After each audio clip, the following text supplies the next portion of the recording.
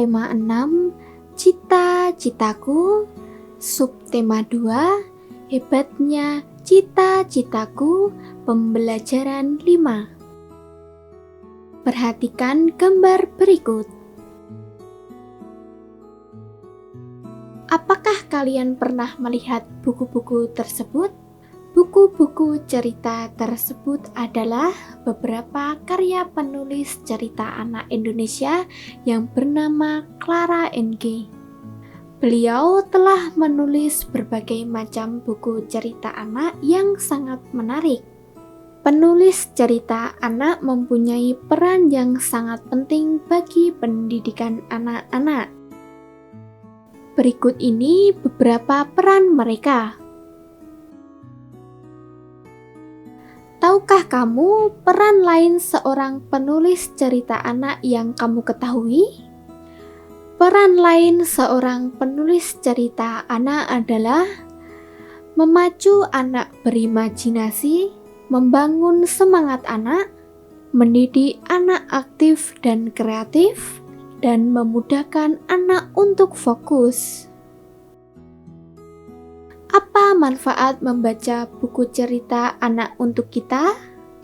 Manfaat membaca buku cerita anak adalah dapat meningkatkan kemampuan berbahasa, melatih daya ingat, mengenalkan hal-hal baru, dan dapat mengembangkan daya imajinasi anak.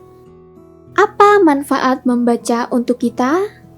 Manfaat membaca untuk kita yaitu kita mendapatkan ilmu, menambah wawasan, meningkatkan pemahaman, melatih kemampuan berpikir, dan dapat mengembangkan daya imajinasi anak.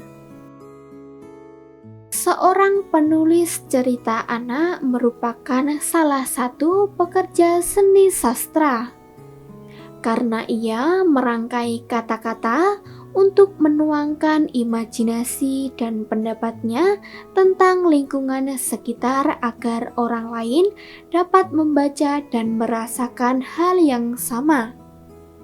Puisi juga merupakan salah satu contoh karya sastra. Dalam puisi, kata-kata yang digunakan seringkali mempunyai makna yang dalam. Puisi menggunakan kalimat yang pendek dibandingkan dengan karangan. Setiap puisi memiliki isi dan makna yang berbeda-beda, seperti halnya dengan bangsa Indonesia yang memiliki bahasa daerah yang berbeda-beda. Indonesia memiliki bahasa yang berbeda-beda sesuai suku yang ada. Bahasa merupakan alat untuk melakukan komunikasi dan menyampaikan pesan kepada orang lain.